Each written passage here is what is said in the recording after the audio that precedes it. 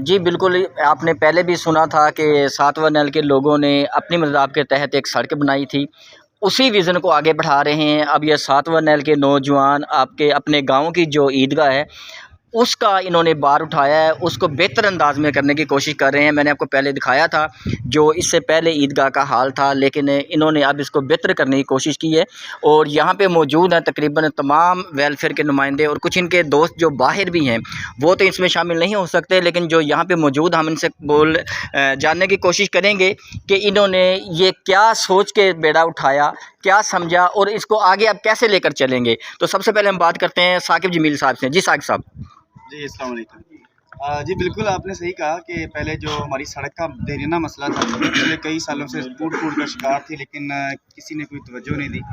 तो अल्हम्दुलिल्लाह हमारे जो गांव के यूथ है, नौजवान है, उन्होंने इसकी तरफ अपनी तवज्जो मरकूज़ की और दोस्तों ने मिल के एक कम्युनिटी बनाई, एक कमेटी बनाई, उसमें फिर वर्क किया और अल्हम्दुलिल्लाह वो सड़क कम्प्लीट की।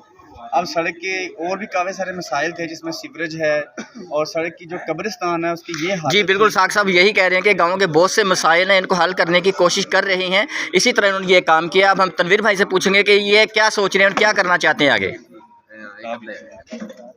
जी बिस्मिल्लाहिर्रहमानिर्रहीम। अल्लाह का लाख लाख शुक्र है कि हमारा पहला प्रोजेक्ट जो सड़क का था, अल्लाह पाक ने वो कंप्लीट करा दिया। उसके बाद कब्रिस्तान की सफाई और उसके बाद सारी दुनियादारी देखते हुए कि फिर अल्लाह पाक ने हमारे दिलों में ये बात डाली कि यार जहाँ हमारे आबा व अजदाद या बड़े बुजुर्ग दफन हैं, उनको भी साफ़ सुथरा रखना चाहिए। वो हमारे लिए दुआएं करते हैं, जिसकी वजह से हम आज इस मकाम पे हैं।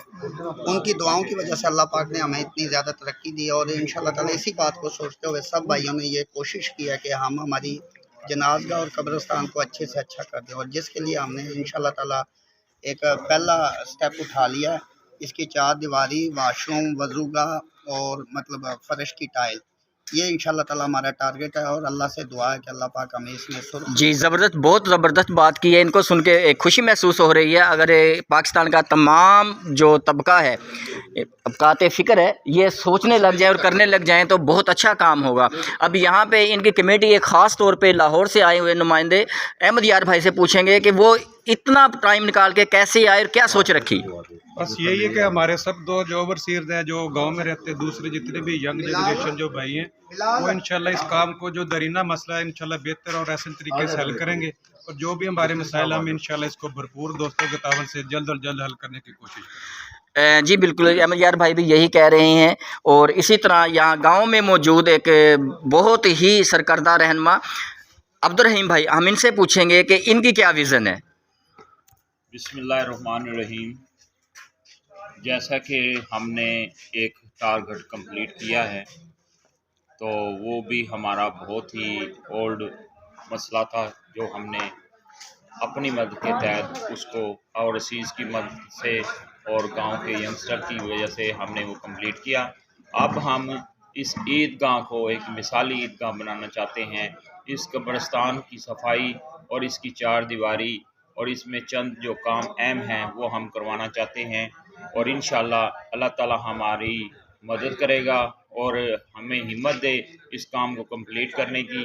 तो मेरी भी ओवरसीज़ से यही रिक्वेस्ट है, जिस तरह के पहले आपने फंडिंग की है, यहाँ से हम कर रहे हैं और इंशाअल्लाह बाहर से भी करेंगे।